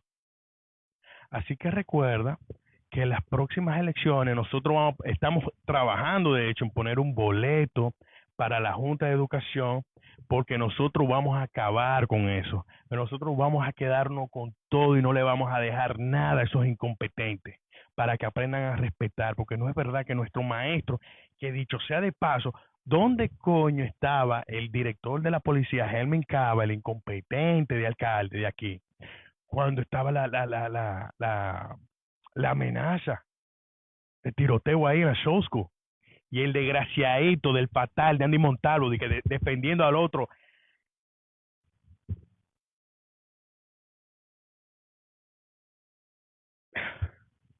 Al soquete, al lambón de Larry Catano, el jefe interino de la policía de aquí. Dije, ay, pero entre, oye, era así que yo te quería agarrarte, Andy. Mira, partiste el cuello por abusador. Tenía que dejar que se lo comieran ahí. Pero no, private en Superman. Ojalá y te diarrea. Crónica con hipo. Abusador. Pero bueno, eso era él para mantener la calma, porque yo sé que a él le importa más a la gente que lo que le importa a ese tipo. Pero bueno, ¿qué sucede? ¿Dónde estaba el superintendente? Él no apareció, mi amor. No, no, no, no, no, no, no, no. Comunicado. Comunicado. Sí, sí, sí, sí, sí. Un pedacito de liturgia. Un escribillo. Eso fue lo único. Él no apareció ahí. Él no hizo acto de presencia cuando los padres estaban ahí. Entonces, eso es lo que tú tienes que mirar, mi amor. O sea, que al fin de la jornada, el malo es Amador Román, o sea, David Román. No, ese incompetente no es el malo. Los malos son la gente que votan, por ejemplo, por Tachi Vázquez, por Kenny Pucho, Chori, por Mike George, por todos esos tigres, por la Peralta, y qué sé yo cómo se llama, Darlene, Arlene, qué sé yo. que votaron que sí por la extensión, porque extienden ese contrato. Entonces tú tienes que estar, hey, únanse, porque vamos a cambiar la dinámica acá. Acá no va a importar si meten al senador Vitali, a Coughlin, a la excusa barata de asambleísta que tenemos aquí de Iván López, al Mario de ella, Fumanchu, vaina marihuana, meten a Murphy. No, aquí no importa. Aquí tenemos que darnos a respetar. Nosotros no podemos esperar por ellos. Yo pago renta en este espacio, en esta oficina, solamente para sentarme acá y para tener un espacio donde las personas puedan venir a sentarse aquí, a darme las quejas, a tratar de buscar soluciones para muchas cosas. Y esto sale de mi bolsillo porque se necesita tomar iniciativa. No nos podemos quedar así con las manos atadas. No, no, no, no, no. No hay atadura en nuestras manos. Es acá. Vamos a pensar por nosotros mismos. Eso es lo que tengo que decir en cuanto a eso. So hold on a second, que ya casi tenemos que estar terminando. Anyway, guys, hold on. So let's talk about the police department. Let's talk about Larry Catano. Listen, we got a couple of guys that came in, you know, and I'm not going to mention their names. One of them failed a psych evaluation or whatever it was on another academy. These guys that came in, right, left because they were chasing the money. And hey, fam, by all means, you can leave. But my question is, why would you bring these guys back when they left? And again, it ain't nothing personal. Hey, you guys can wait for me outside. I don't have a problem. I'm not intimidated. All of you guys put together. Hey, and bring the incompetent Larry Catano, the ass kissing machine. Doesn't fucking matter. You win your little badge or whatever it is. Hey, so anyway, hold on a sec. I just had it, but it don't matter. So these guys came in. They left because they weren't making enough money. Now, when they were leaving, it was brought up to my attention that they were told, you can leave. Hey, you got to make that money. You just can't come back. Because how would that reflect on the people that, you know, stood here, not because everything was fine and dandy money wise, but because they truly loved our community. So now they come back years later, right?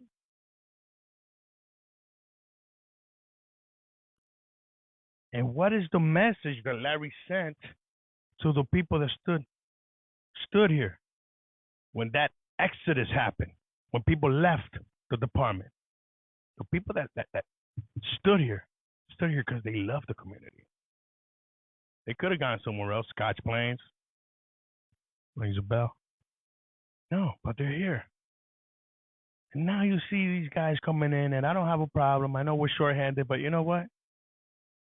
How can you look at somebody, Larry, Mr. Dingleberries? How can you look at somebody, Larry? You don't care. You have no shame. You a charlatan. That's what you are, a charlatan. You have no shame. So, anyways, how can you look at a person that stood by your side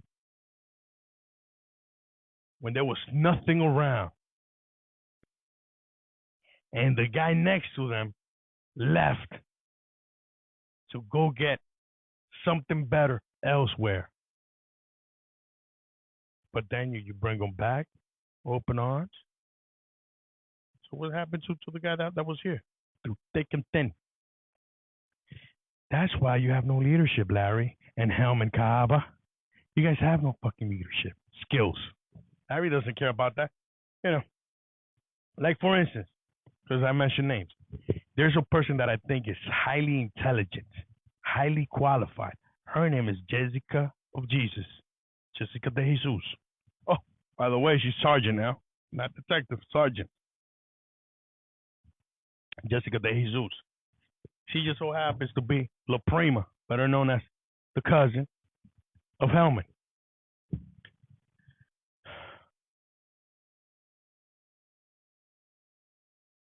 She got promoted and immediately got assigned her own unit. Now she's the second in command, if I'm not mistaken, over at the parking authority. And can she do the job? Yeah. Did she pay her dues? Hell no. Because there's people that have been there way before her and are just as competent, if not even more competent than her, because due to the experience, right? So she didn't have to go through the process. So how does that reflect on our department? You understand me? So the reason why she's doing this, and it's not her, but I don't knock her for taking on the those freebies.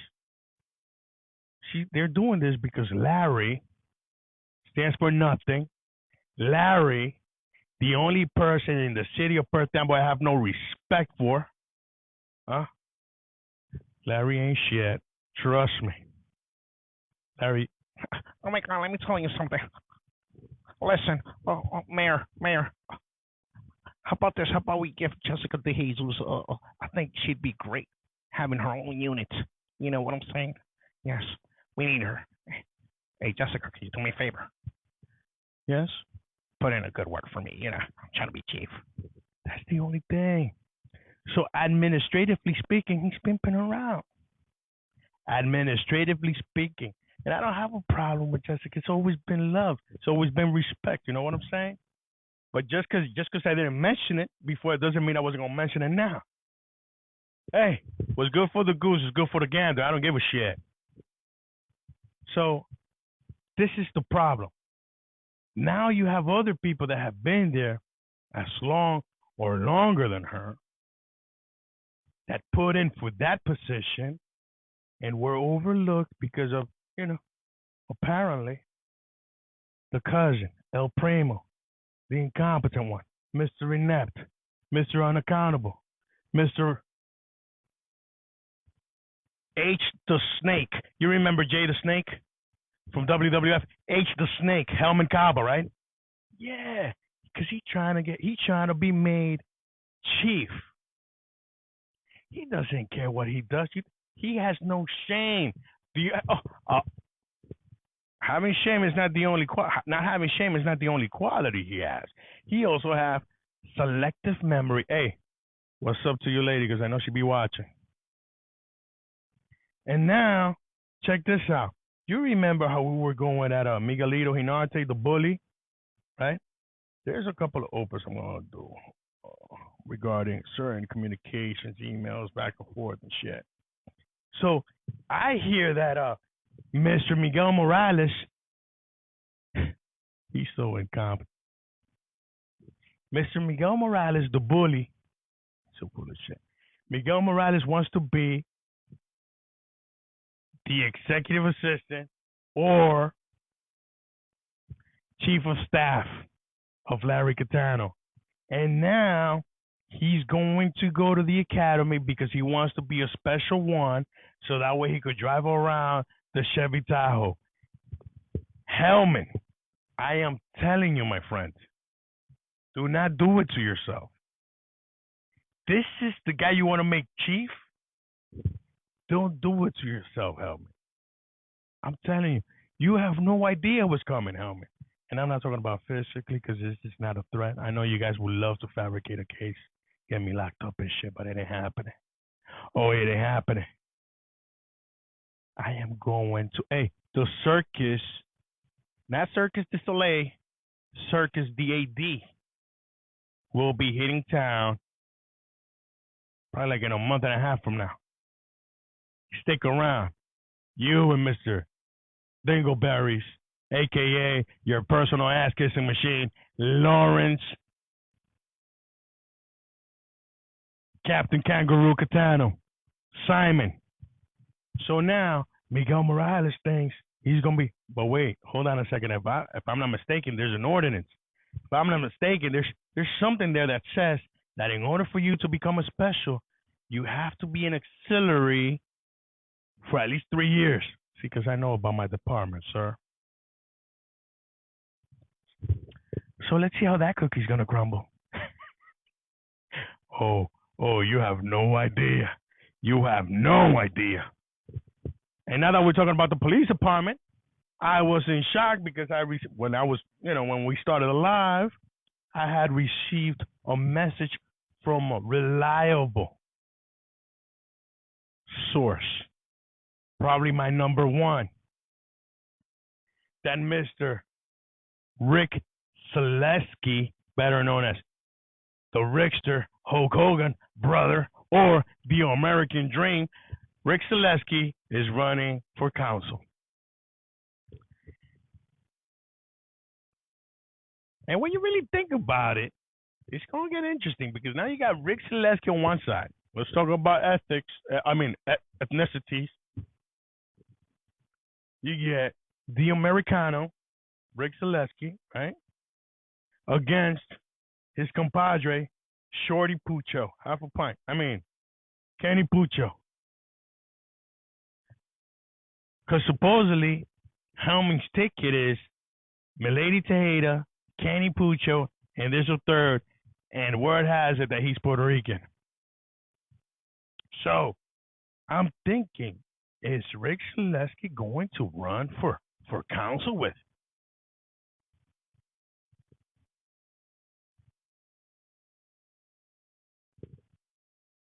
Jeanette Rivers, Junior Churches? Damn, Kenny. Damn. So it'll be Jeanette against Milady, right? Those two tickets. Jeanette against Milady. Junior against whoever they put. And Ricky against Kenny. That's a hell of a match. But listen, anyway, those two tickets, I don't give a damn. I got money on mine. You wait around. This is getting interesting by the day. More interesting by the day.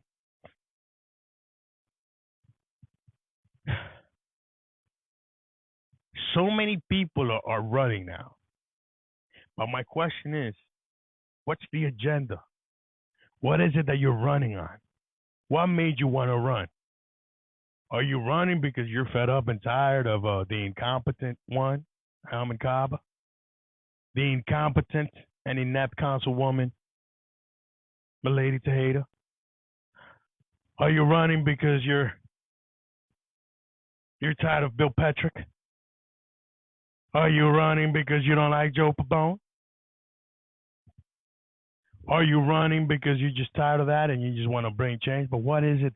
What is the change that you're going to bring about? These are the questions that I will be asking because this is a live. It ain't like no 15-minute boring ass interview. No. Almost everybody's welcome here. So we will be reaching out to the candidates. And let's see what the platform is. What is it that they're going to run on, right? Because I know what my ticket's going to run on, but I want to hear from them. Let's see. That's crazy. Oh, and now that we were talking about Larry Catano, because Helman might be making him chief. There's certain allegations out there that Larry Catano, Lawrence Catano, because you got to be ready, because he might be a liability later on. I heard there's allegations that Larry Catano inappropriately touched an officer. Let me repeat this.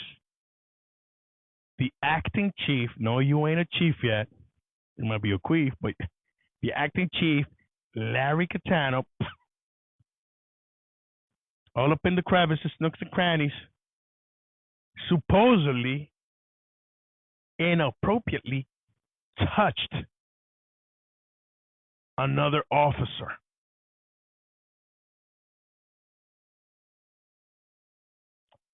And that there was another case supposedly with I don't know, I think it was like a gun involved. There was like a domestic, I don't know what it was.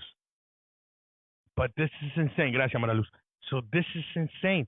This is the type of person that Helman, the incompetent one. But you see, I don't put him past him.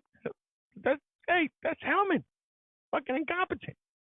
Hey, this is the same guy. We're talking about Larry Catano, guys. Lawrence Catano. Larry is the same guy that undermined Hellman. When Hellman was looking to make a police director, he went behind his back because, there are a bunch of snakes over there. Started with Hellman. H the Snake. Oh, that's the new nickname for Hellman. Yeah, 2022. That's the new nickname for the incompetent one. H the Snake. Hey, no, you're not a great wrestler like Mr. Jake the Snake. So he went behind the back of H the Snake, better known as Hellman Kaba, started making phone calls and shit. So the Chiefs Association actually brought in the chief of Cerebral. He brought in another chief. He's calling everybody. Man, he'll sell his soul to the devil just to be made chief. At least that's the perception that I get, right? Because you don't stand for nothing, Larry Lawrence. You stand for nothing. You understand me? You are that guy in history. Listen, this is going to be the difference between us, not just you, also the incompetent one next to you, also the other incompetent people around them. Hey, when people tomorrow, 20 years from now, write the history of Perth Amboy, I am going to be on the books of Perth Amboy history. I'm not going to say I'm going to have a couple of chapters, but there's going to be a chapter. There's going to be a before and after. And when they get to you guys, it's just going to be a blank page. It's going to be the last page. Blank. Because you guys ain't nothing. Never stood for anything. Everything was just about power. But you are powerless, Lawrence. There's nothing you could do to me, Lawrence, unless you get Ralph Pinedo, the other one. Now the capo, Miguel Morales. Hey, and you guys just so happen to fabricate a case for sexual harassment, which I don't even think she's cute, or respect to her, though. Or I don't know, they might get Nico to come in, sniff out my car and shit. They might find fentanyl, cocaine, heroin. I don't know. Because that's the type of shit that you do, Larry. And you be there, 100 feet from it. And then you'll be like, well, yeah, but I had nothing to do with this. I didn't know, sir. It was just Ralph. It was them. I had nothing to do. But meanwhile, you were the brains behind the operation. I am on you like white on rice, Larry. Because you ain't shit, Larry. Because you are an embarrassment, Larry. Because you will never amount to anything, Larry. Because you sold the shit out of the department, Larry. Because you ain't a leader, Larry. As a matter of fact, Larry, the prosecutor's office came down with the verdict. Emma should have been the one in charge of that unit that Jessica has. But you wouldn't give it to her because that would make you look like the asshole that you are. Huh? And then you got the other ones over at the FOP that ain't gonna do shit about it. Hey, let me send a nice little shout out to Mr. Perception. If you're smart enough, you're gonna understand this one. Me 3. It ain't personal. Anyway, so that's the difference between us, Larry. That's the difference between Hellman. Because you will not be able to speak about Hellman's incompetence, ass, and the debacle of administration that's been here without talking about the beard. It ain't even the person anymore. It's the beard. You understand me, Larry? It's going to get more intense. Give it a month and a half. Oh, Larry, give it a month and a half. And I am looking at the budget. Larry, I can't wait for the budget. And I want to see how much Nico's going to get. The canine. I even heard Ralph Pinedo might be retiring. You know how much money he made? He made over $120,000 last year. And half of that year he was on light duty. But you wouldn't say anything, Larry. You know why, Larry?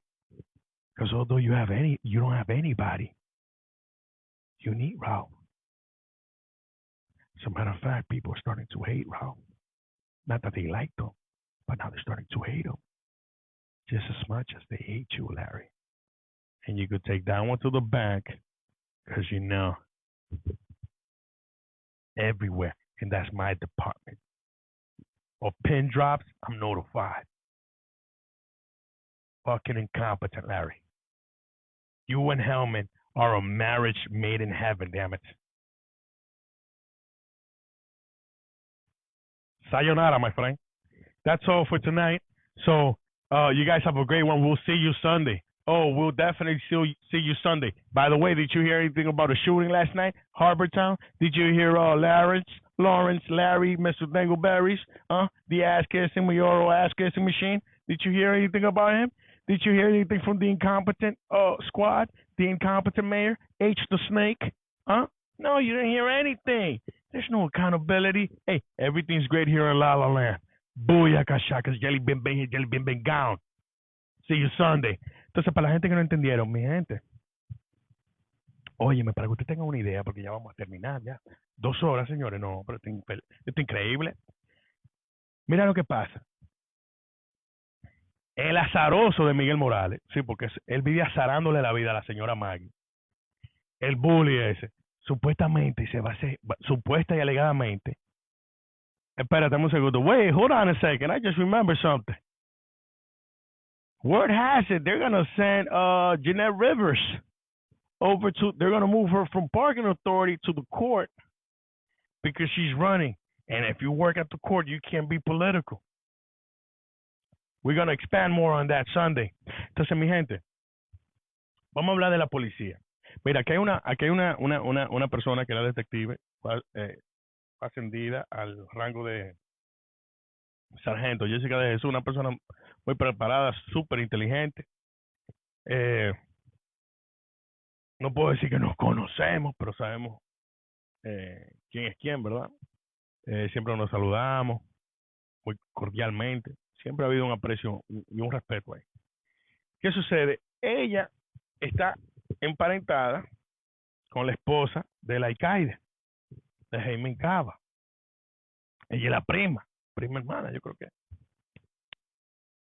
En ese ascenso, a ella también se le asignó una unidad, un escuadrón, vamos a ponerlo así, un grupo. Aparte de eso, supuesta y alegadamente, ella es la número 2 en Parking Authority. ¿Qué pasa? ¿Puede hacer ella ese trabajo? Yo creo que es competente, nunca le he puesto la lupa a ella, pero bueno. Ahora, ¿realmente fue lo debido? ¿Se pudo hacer eso cuando hay otros policías con más tiempo ahí en el departamento, con igual o más capacidad, porque la experiencia nunca se improvisa? Pero eso es un movimiento político de parte del proseneta administrativo de Larry Catano, la excusa barata de pacotilla de jefe interino de la policía de esta ciudad carnavalesca olímpica de Persian Boy, Yanada City. Pues mi gente, por los dominicanos, ese grupo de azarosos que vinieron a Saray, un secuesay. ¿Qué sucede? Esto se hace porque el jefe, Larry Catano, necesita que el incompetente e inepto del alcalde lo haga jefe de verdad. No jefe interino, sino jefe. El rango de jefe, porque todo esto se trata de poder, ¿verdad? Entonces, si él hace eso con Jessica, que es prima de Helmen, o sea, prima política de Helmen, quizá ella pueda dar, ¿cómo entiendes? Pues testimonio, mira, el tipo lo ha hecho bien, vamos a hacerlo jefe de la policía y todas las cuestiones, porque eso es lo que busca. Pero ahí a ellos se le olvida que había más personas mucho antes que ella. Y lo mío no es una persona con ella. De hecho, yo siempre nos saludamos. Pero el que yo no la haya mencionado no significa que no la haya mencionado algún día. Entonces, ¿qué sucede? Esa es la clase de persona que tenemos nosotros ahí en la alcaldía Esa es la clase de persona que tenemos ahí como jefe interino de la policía de esta ciudad. No le importa venderle el alma al diablo para que lo hagan jefe de la policía. De hecho, cuando el incompetente de Helmen quería traer un director de policía, porque él es el director de la policía, por cierto, hubo un tiroteo anoche y en ningún momento yo vi que él habló. Nadie ha hablado de eso, pero bueno, ahí en Harbortown. Entonces, ¿qué pasa? Aparte de todo esto, se le dio entrada a, a unos policías que se fueron en un éxodo que hubo hace unos años por cuestiones contractuales, porque no percibían cierta cantidad de dinero y en otras ciudades estaban dando más. Pero se le avisó de que de ellos salir de acá jamás iban a volver a entrar. Aparte que nosotros no tenemos suficiente policía, entiendo que es un flaco servicio lo que se le hizo y es una bofetada a todos los policías que se quedaron atrás y aguantaron sin importar que en otras ciudades aledañas pagaban más, porque lo hicieron por vocación, por amor a la ciudad. Pero este cabrón, este tipo, Larry, él lo único que quiere enseñar es de que él está resolviendo, porque él lo que quiere es ser jefe de la policía. O sea, cuando pasó la cuestión de la bicicleta, mi gente, presten atención porque esto se va a poner bueno en un par de semanas. Porque esa cuestión de la bicicleta yo no la voy a soltar. Que todo el mundo, que somos racistas y todo eso, es lo único que el megalomaníaco de Larry Catano estaba haciendo era manteniéndose en comunicación con la Asociación de Jefes de Policía del Estado. Eh, trajo el jefe de la policía de la ciudad de Cherryville. Yo creo que, si no me equivoco, también el otro jefe de la policía, yo creo que fue de North Brunswick, para acá, para cabildear, para ser hecho jefe de la policía. Porque es lo que quiere el rango. Esa vaina de interino a él no le gusta. No, no, no, no, no, no, no. Porque él sabe que ¡fua! Se va en la próxima. Olvídate de eso, a él no se necesita ahí. ¿Qué pasa? A esto tú tienes que añadirle que hay un señor llamado Miguel Morales. El abusador de Miguel Morales. Demándame, papi. Demándame. El abusador, el bully. Metiéndose en una señora que puede ser hasta tiene edad suficiente para ser hasta su madre, creo yo. Bueno, pero puede ser madre mía, no importa. Usted recuerda que hubo una quiquilla en buen dominicano conmigo, porque Miguelito Morales lo único que es un civil, un supervisor, super- supervisorcito de requinta, y él andaba en un vehículo eh, de la policía, un vehículo encubierto, una Chevy Tahoe, ¿verdad? Cuando él no es policía. Entonces se dice que supuesta y alegadamente él quiere ser el jefe de gabinete del incompetente, del jefe interino de la policía, Larry Catano, y que él piensa ir a la academia para entonces él entrar como un especial, como un special one, porque están los auxiliares, después de los auxiliares están los special ones, que son los que andan, que no tienen la pistola, pero andan con uniforme, policía. Porque así él puede andar con ese vehículo. Y esto es un llamado a las autoridades apropiadas, principalmente al incompetente.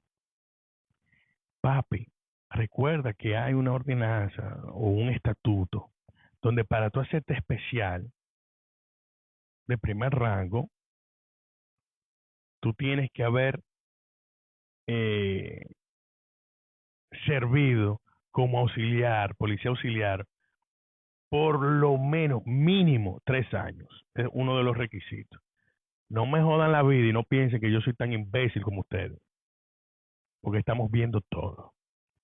Así que pásenla bien, mi gente, porque el domingo vamos a hablar de que supuestamente hay otro policía retirado, el sargento Rick Zaleski, que yo pensaba que era panita mía. O sea, ¿cómo te digo?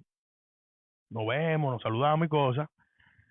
Pero ahí cuando empezamos el live me llegó la información de que él va a correr también para el Consejo Municipal. Para el Consejo Municipal. O sea, deja que te comente algo, güey. La gente está hastiada. Hastiada de lo incompetente. Porque hay niveles. Hay niveles. Y ya esta gente ya no da nota. Tienes ahí el incompetente, una persona inculta, una persona que no puede articular, no puede comunicarse, ¿verdad? Y tienes, bueno, un grupito de pacotilla que le hace falta huevos. Entonces se pueden ir a la erga, todos, sin discriminación alguna. Y un saludito muy especial al señor alcalde, al incompetente de Jaume. Señor alcalde, sabemos que el 27 de febrero es la independencia de nuestros hermanos los dominicanos. Queremos saber si usted va a estar por allá, porque a usted también se le olvidó el día del descubrimiento de nuestra hermana isla del encanto, de Puerto Rico. Y si usted es alcalde para todos, no solamente para su gente, más que estamos acá en Estados Unidos. ¿Se captas? Así que, Helmi, por favor, te voy a mandar un GPS para que te ubiques. Y si sabes pintar, píntate un bosque y piérdete en él, porque ya valiste madre. Valiste madres. Mi gente, otra información que me llegó es que la señora Ginette Río, que va a correr para concejal, la van a mover de puesto, la van a mandar de autoridad de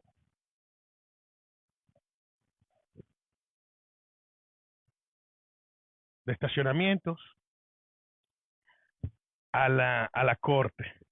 Porque si ella sirve en la corte, si ella trabaja en la corte, no se va a poder inmiscuir en la política. Eso es lo que esta gente están haciendo. Ellos creen como que todo el mundo es estúpido, man. O sea, esto es increíble. Helmin, coño, tenemos 2 horas y 10 minutos, yo creo ya. Helmin, y tú no pasas esto. Y tú quieres hacer que un estado de cuenta de la ciudad de forma virtual. Bárbaro, hazlo en vivo. Pues tú te estás ganando $98,000 este año. Hey, ya les ven, vengano, vamos el domingo. Pásenla bien y no miren aquí.